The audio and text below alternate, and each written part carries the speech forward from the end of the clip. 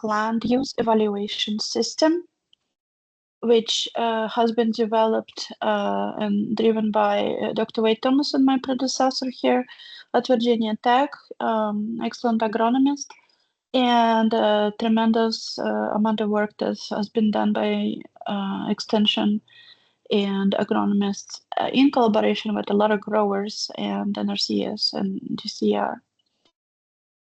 So we'll start with the background. What was the need for developing this system? How the values system was developed in terms of data collection, and talk about how yield and realistic yield versus yield trends come into this conversation, since we talk about land, but we need to relate that to crop production. And then we'll finish up with how growers or advisors or anyone can actually use this information in the real world and real production systems. So we'll start with the background. Really, this work was done in the 90s, and a lot of environmental concerns came to light at that time. You may not know, may not remember, but there was a lot, I would say a lot more in-depth conversations that started happening in the 90s, late 80s, in terms of environmental pollution and agriculture in general being really closely tied with pollution of waters and the soil, and that really kind of eventually led to development of a soil health concept that kind of came out of this research and conversations around how agriculture really affects soil health and human health. So Chesapeake Bay is one of those areas that is very important traditionally, agriculturally, historically, economically, and it is highly affected by a lot of a lot of things, including agriculture. So once this push happened to really have these in-depth conversations about how agriculture may become eventually more effective and more efficient with nutrient use and using the resources from all sorts of sides, environmental, economic. There's, the started conversation to revolve around the Chesapeake Bay health and this really vast mid-Atlantic area. I believe it's the largest estuary in the nation, and there's several surrounding states that are part of this region, and that is why collaboration between the states is very important. So what this conversation and initial research had discovered is that we really needed to begin developing a plan that would set limits for nutrient use, such as nitrogen, phosphorus, especially where manure was applied. And these have been really detected or designated as the primary pollutants that cause dead zones in aquatic systems and really harming aquatic life.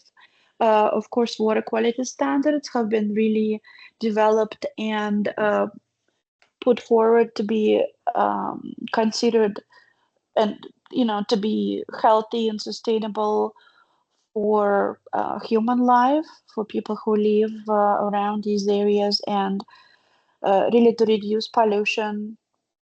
And that led to agreements between states to be committed to implementing these practices, such as, restoring developing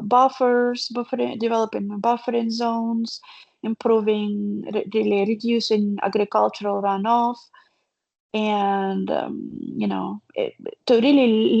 this work really led to starting upgrading wastewater treatments to really meet these targets.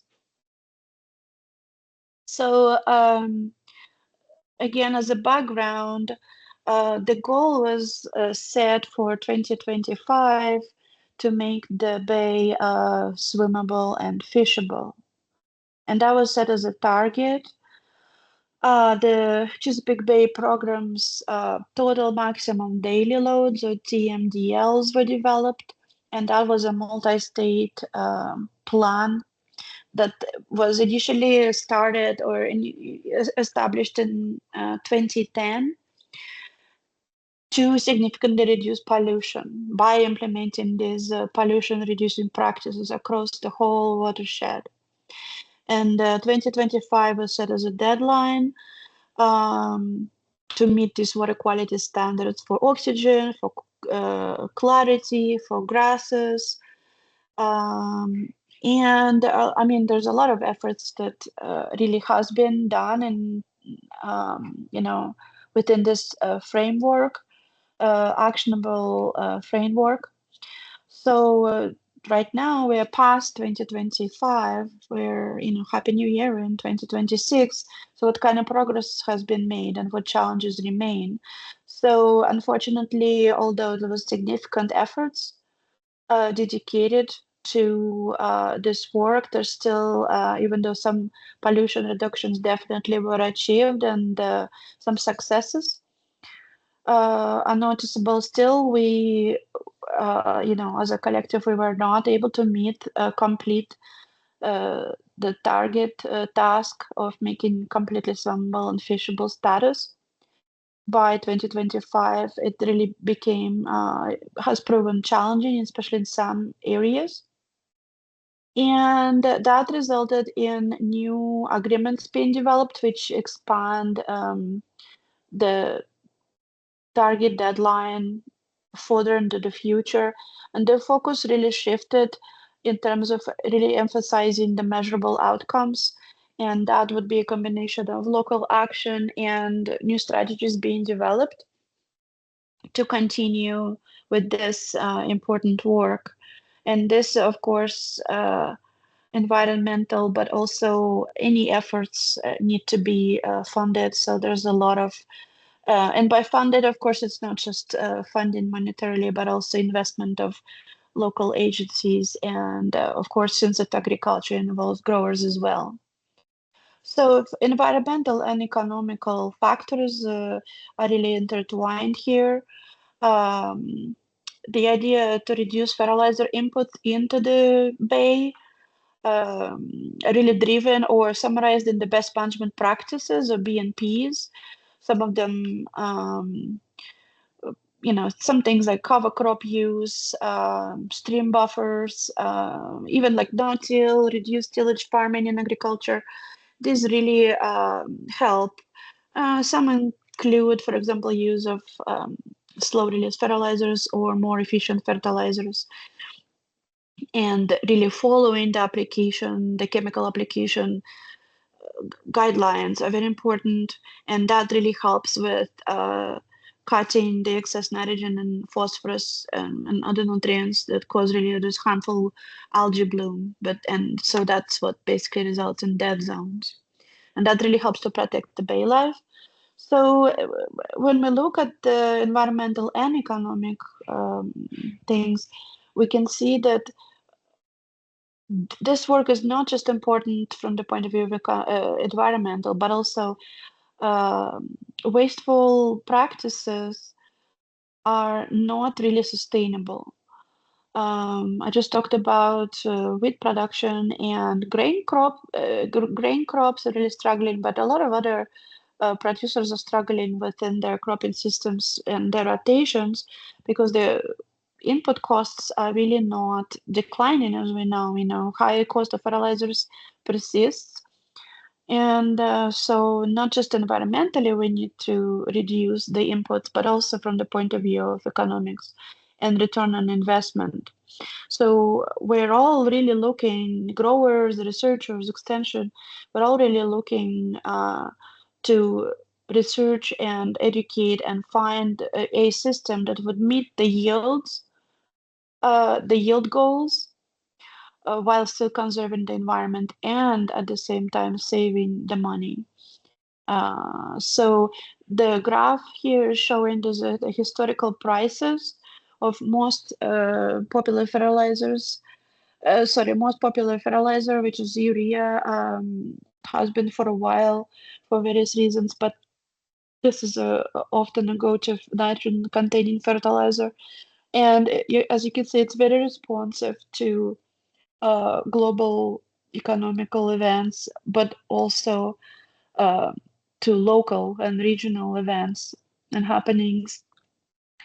So the cost of fertilizers often drives the production costs, and that's why it's so important for considering, again, not just from environmental but economics point of view. As a background on fertilizer nitrogen rates, especially for Virginia, certain states and regions have different approaches to different recommendations. Um, the really primary objective of nitrogen fertilizer recommendation system really is to enhance crop production. So we're ensuring that adequate nitrogen is available and supplied to satisfy the plant growth requirements. And really, the efficacy of these nitrogen fertilizer recommendations rely on the framework and data that they're built on. So how were they developed? Based on what? So part of what I'm talking about is that's why this research by Wade Thompson and others was very important. So traditionally in this region, corn growers, for example, do not measure nitrogen in soil testing procedures such as for other nutrients, for nitrogen, potassium, lime. So the recommendations are really based on yield goal, predicted yield.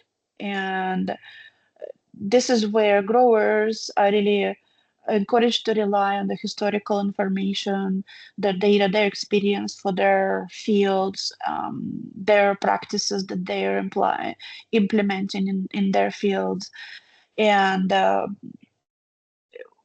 this is not the best approach, as we talked about before, that if we can potentially, ideally, feed every single plant in that field on a variable rate basis. Here, we're talking not only about blanket application across the field, but also we're talking about basing our recommendations based, looking at what has happened before. And as we talked already, and as we know, the growing conditions really change year to year, field to field. So this is not an ideal system, but it still helps a lot in terms of, guiding the application for crops. So, for example, in Mid-Atlantic, in the whole region, nitrogen recommendations for corn are based on yield goal, and sometimes it's basically the recommended nitrogen rate is calculated using the target yield and then multiplied by some sort of constant or nitrogen factor. And that work again was done in 1980s, 1990s. That is why like this presentation is really helping to deliver this information, but we're basing that on Wade Thomason's data, but we're also updating it every year. So myself and Stephanie really worked on updating information as much as we can. So for example, this just came out in May of last year, and this paper also by Wade Thompson and Rory Maguire and others with Virginia Tech. And what they looked at specifically, although they looked primarily on corn, nitrogen uptake and response to nitrogen after cover crops. However, they have a lot of general guidelines and a lot of general information just for nutrient management or nitrogen management for corn.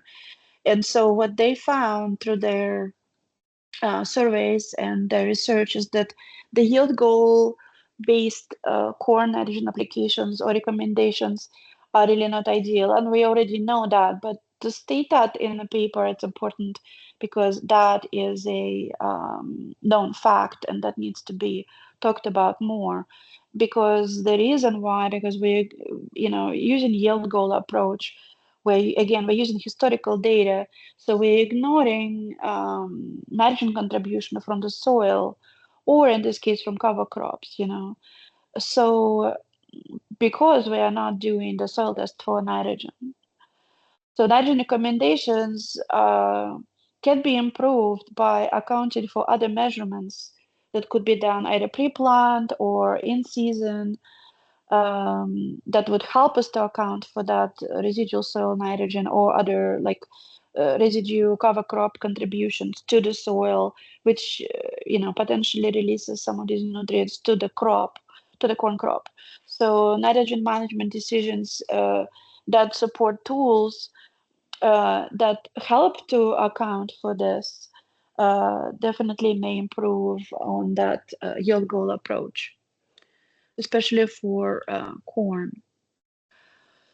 So the next thing that I wanted to talk a little bit about is the soil fertility versus soil productivity. So sometimes this is used as interchangeable term, but really when you think about it, that a fertile soil is not necessarily a productive soil.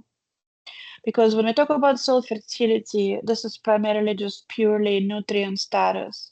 So how many and what nutrients does that soil have for available for plant uptake? But when we talk about soil productivity, we talk about is that soil able to support the yield potential we're hoping for? Because there's other factors involved. So although all productive soils must be fertile, but fertile soils are not always productive because there is other limiting factors, which we'll talk about now.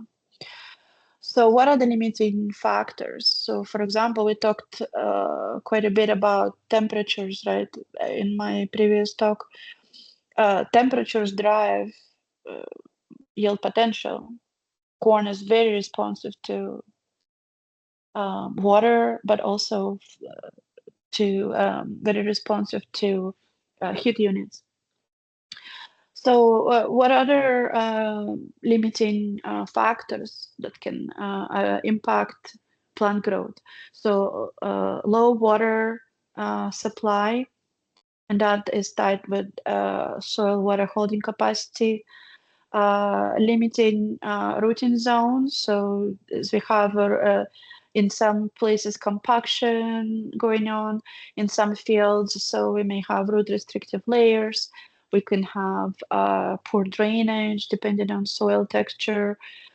We may have steep slopes, pH.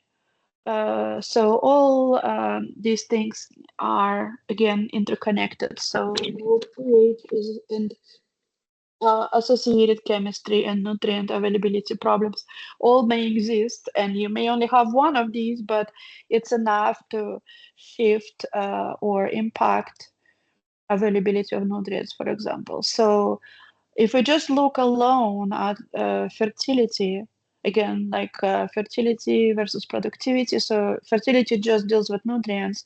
So, I mean, there could be just failure to apply fertilizers or simply not having resources to be able to apply those fertilizers. In many parts of the world, growers never are um, able to apply any additional fertilizers or water, and that is resulting in drastically reduced yields, of course. But we may experience, or our soils may experience some chemistry problems or issues which of course soil itself doesn't think there's a problem, but from the point of view of producing crop, there is an issue which is strictly soil chemistry. Um, for example, nutrient availability is directly related to pH, how acidic or alkaline our soil is, and so that affects not just plant growth itself, but also it directly affects how accessible or available those nutrients that are in the soil to the plants. And then also, of course, we have a lot of nutrient mining due to extensive active agriculture. So no, many nutrients are being mined or removed. So these things tend to limit or lower soil fertility potential. Relative yield versus nitrogen fertilizer applied for soils of different productivity. So here we're talking about um, relative yield is a concept that helps us to compare yields of a crop across different growing environments or across years. And that helps us to kind of standardize the yields. Let's say we grow the same variety or corn hybrid across 5 years, we can then standardize it by year, um, where we can compare it now to, yield of another variety because we kind of normalize the yield and we're not purely using yields on like we basically convert it uh, to the percentage, with the 100% being the standard. And then if your hybrid performed less, then your relative yield will be lower than relative yield of that, of 100.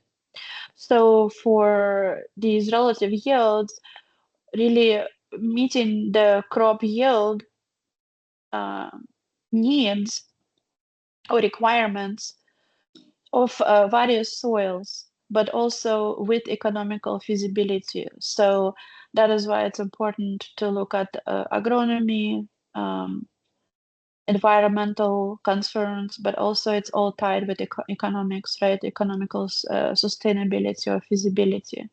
And we know that crop response to applied nitrogen will vary greatly year to year and field to field. So that's why this work is very important. That's why this value system was um, started, because this is a challenge. It's a big challenge to develop this nutrient management system that would account for all of these factors as much as possible. So this was the approach that was taken, that this system should be based on recent yield potential data for different soil cities that growers are operating in Virginia. And hybrids and varieties really have improved over the years and over the past a few decades, and that is just purely a lot of it is just to do with improved breeding efforts, but also from improving cultural practices on the farm. So we need to be able to account for that increased or greater yield potential that the growers are expected to achieve now. Then to provide for best nitrogen application rate and reducing the pollution potential and reduce the cost of excessive fertilizer. So that's important. So we're looking to get that sweet spot or that target rate that would supply just enough to hit the optimum rate without excess. And then also really pinpoint or recognize or address the differences in soils, in soil conditions, even on a field by field basis. And this is something that may be very important for a lot of growers in Virginia because our landscape is very varied. So this system, the value system, began to really look at texture, drainage, organic matter, and this led to creation of soil management groups. So altogether, I believe there's 43 groups, management groups. So soils were put together in these groups based on properties that are similar. So regional occurrence, parental material,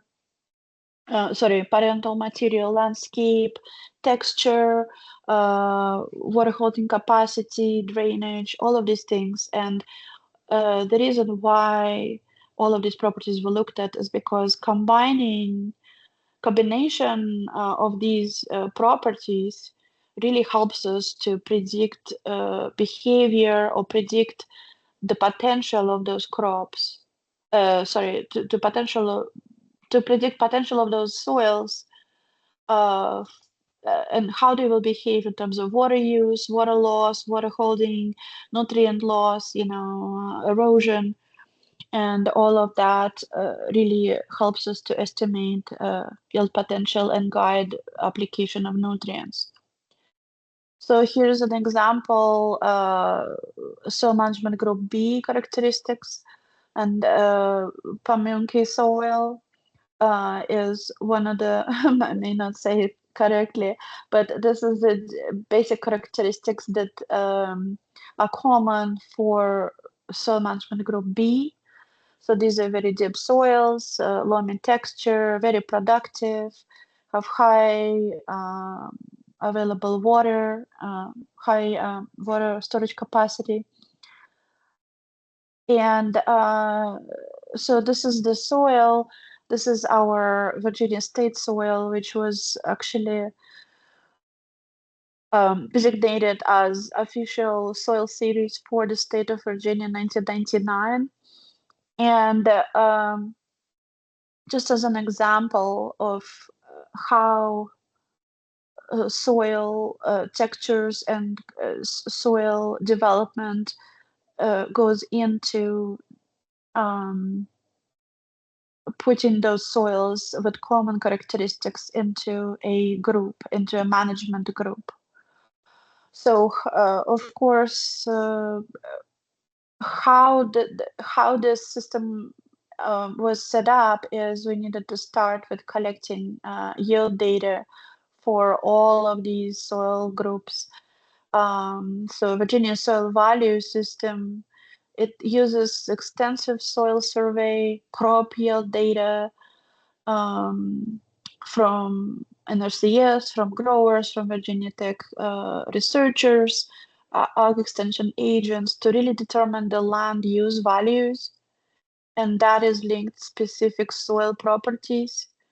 Um, or to estimate crop yields for different crops, corn, soybean separately for agricultural assessments. And this is done long term. So the data that came into this initially was from 1992 to 2004.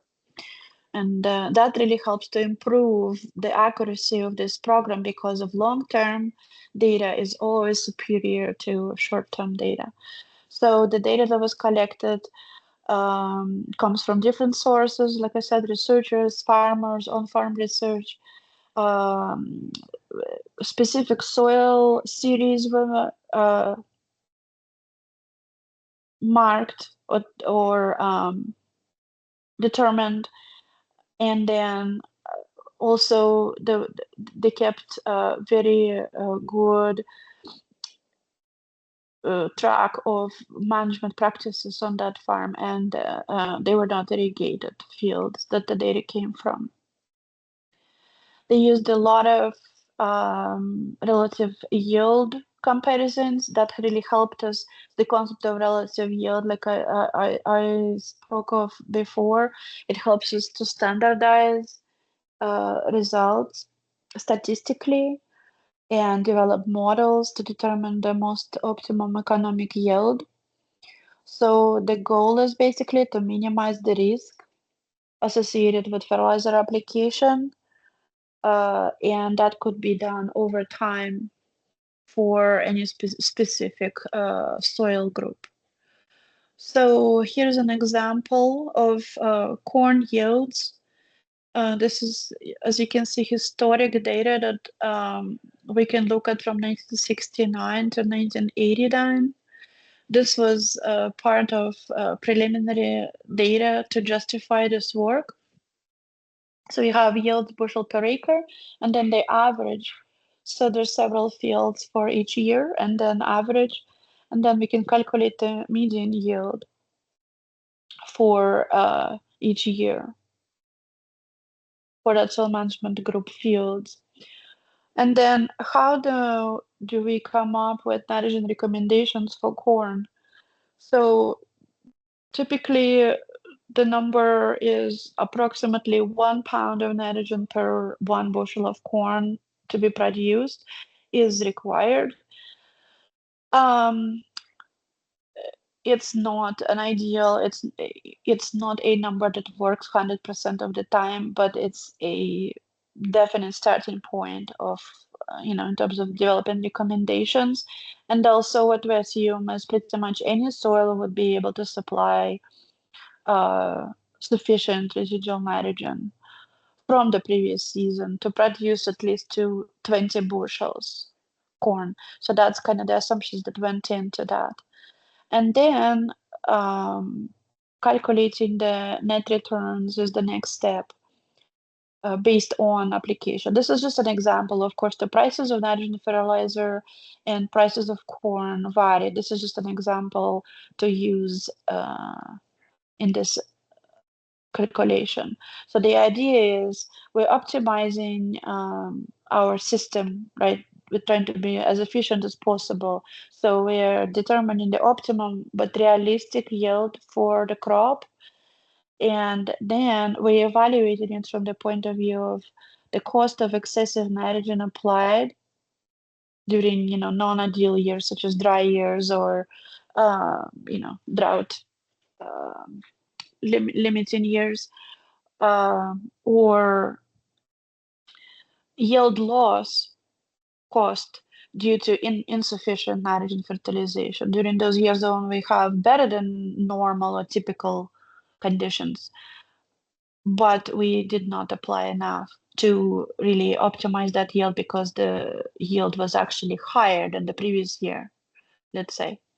So we're looking at determining the difference between 1 and 2 is to be at minimum. That's your optimum yield is obtained at the intersect of that. So to calculate the net return over time to nitrogen when fertilized for average yield, in this case, we said 100 bushels per acre based on those historical years. And again, this is just an example. So the assumptions are here, prices of corn and fertilizer. Of course, they're outdated, they're not relevant right now, but just an example to show how we can compare the cost of excessive nitrogen application, so over fertilization in those poor condition years, compared to the income that was lost where insufficient nitrogen was applied. And then you can see your different yields per bushel per acre. So we're trying to, again, get that sweet spot. So the summary from the previous table is we're trying to determine optimum realistic yields. So we have our target yield, and then we have total cost of excessive nitrogen, total income lost or forfeiture due to insufficient nitrogen, and then we have the difference calculated, right? So that difference for all of these, and you can see how this changes depending on corn and nitrogen prices. So you can see if you change nitrogen price or corn price, those realistic yield expectations really change. And this is just for one management group. So these things can be and have been done for each and every one of those soil management groups to be able to be as efficient as possible. So this is really modeling and statistics, but it helps us to evaluate this really incredibly complex production system. So then the net return over time to nitrogen when fertilizing for this average yield of, let's say, 120 bushels per acre. And again, this has some assumptions here of dollars per bushel and dollars per pound of nitrogen. You can see again income loss due to insufficient nitrogen applied or cost of excessive nitrogen application. Um, changes drastically. Um, changing corn and nitrogen prices really significantly change the economic optimum nitrogen rate. So it's pushing it lower as nitrogen prices increase and then corn prices fall. So this is really impacting realistic yield expectations because it really by showing that um, we're trying to target the maximum yield with excessive nitrogen, but it's not profitable. And not only from point of view of, it's wasteful and polluting the environment, but also it's just not profitable, not sustainable. And then at higher nitrogen prices, lower optimum rates, as nitrogen fertilizer becomes more expensive relative to corn prices, economic optimum rate decreases. Obviously, because each additional pound of nitrogen applied um, costs more for less of a return on investment into that fertilizer. So this really making lower rates more profitable. However, then where is that cutoff point at which we are no longer be able to reach yield potential? So, of course, this is like a diminishing returns law where corn yields follow the law of diminishing returns after a point. But, simply increasing nitrogen rates will not exponentially increase our yields. Also, again, not only the prices of fertilizer change and are very responsive to all these a lot of them are just external economics and political and socioeconomic issues or events happening in the world, but also prices of corn as well um, have trends. So the price of ratio of corn to nitrogen fertilizer changes as well accordingly. This is data from 1960 to 2010 on the left and then 2022 on the right. So this is the landscape that we're really dealing with. It's very challenging. So then basically the values soil database system was put together. The very first version came out in 1992, and that was used to make recommendations. And over 400 soil and corn yield data were used in that initial set.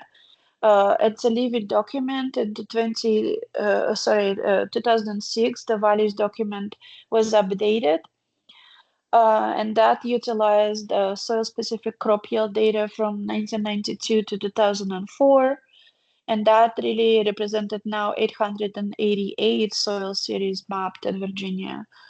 So a lot of soil and corn yields were used to, you know, long-term data.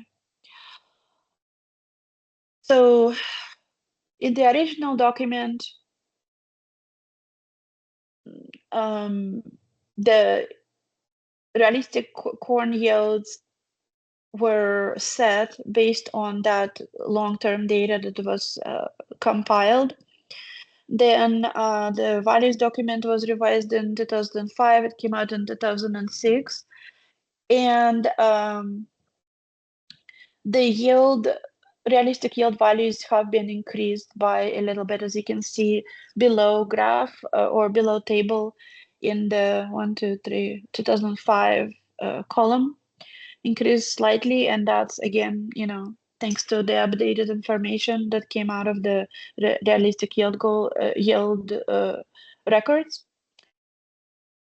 And the top graph shows that corn grain yields in Virginia really have been increasing steadily, slowly, not as much as we would all like to, but about 1.8, about 2 bushels per acre per year.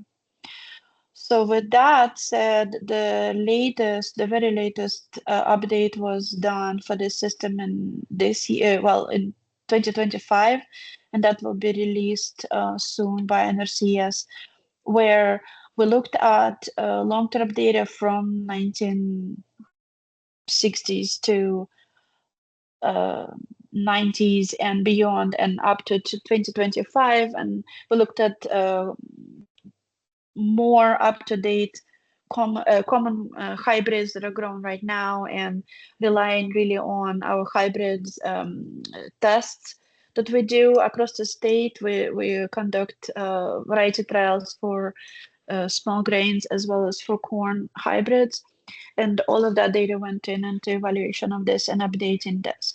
So again, like this year, there will be an update for realistic yield goals. Of course, that will result in changes in um, recommended nitrogen rates. So this information here is a field level data comparison. So this is again like a 2005, 2012, and below is 12 to 13 for different crops. And these are actual yields harvested by growers compared to the values estimated yields in bushels per acre. And you can see the number of fields. So number of fields like 13 to almost 40 fields. This is really a large data sets that allow for pretty close estimation of yield, compared to the actually harvested yields. So how this information can be applied by growers in real world? So here's a field, you can see some differences within a field, within this landscape. So soil mapping units, you can see designated 1, 2, and 3. So these SMUs, these are basically the geographic areas on a map that group soils with similar properties for practical use, and often they contain like just a dominant soil type and sometimes some minor inclusions. And these are really fundamental building blocks of soil survey, and they really help to represent soil patterns at mappable scales. So this is something that growers can really take advantage of. And they provide information on common soil, physical, chemical, and water properties. And that can aid in land management and environmental planning. So you can see these differences in landscape is definitely, Virginia landscape shows really significant soil variability, and that is really driven by, diverse geology, topography, landscape position. So this really leads to highly varied, distinct soil types across fields and even within one field.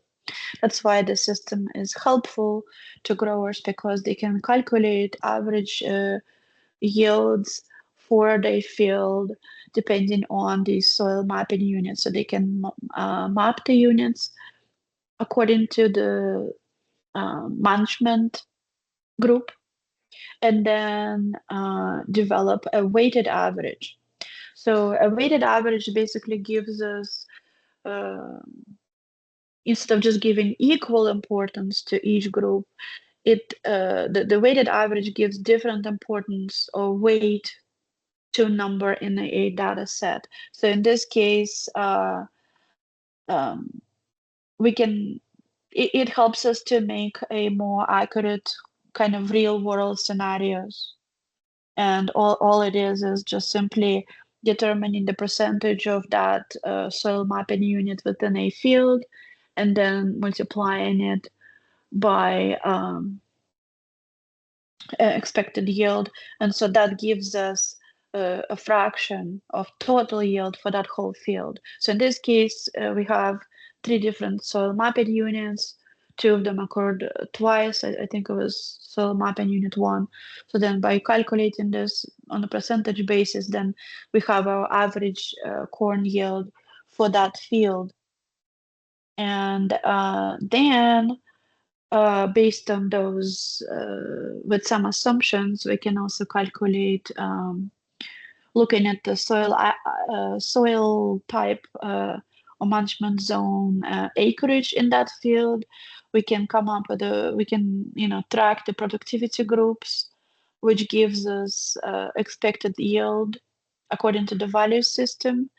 Then we can calculate the weighted average, which is estimated for that field, weighted average yield in bushels per field, and then we can calculate the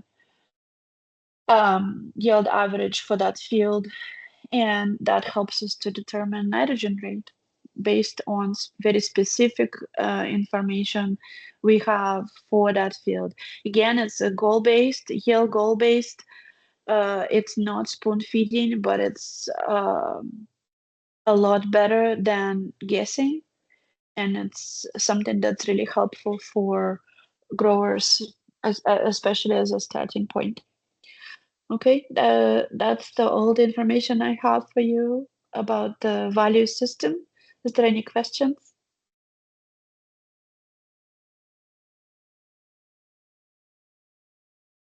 I don't see any questions in the chat. Like Dr. Welsh said, and by we, I mean Virginia Tech, updated the values last summer, and it significantly increased corn yields. It went from 180 being the highest with, your best soil to 220 now. And we're working the DCR on updating our standards and criteria, which is what we base nutrient management plan writing off of, this coming summer. So we'll see some significant changes coming to that. Those are the only comments I had right now regarding values. If anyone thinks of anything overnight, you wake up at 2 a.m. going, my gosh, why didn't I ask XYZ?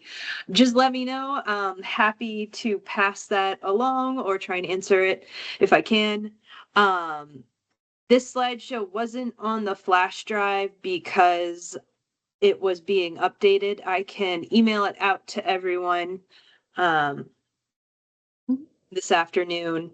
If there are any other questions, let me know. Otherwise, hey, we're done an hour early. Go enjoy some of the nice sunshine this afternoon. And thank you, Dr. Production and Values. It's appreciated as always. Enjoy your afternoon, everyone. See you tomorrow at 9 a.m. for more training. Thank you.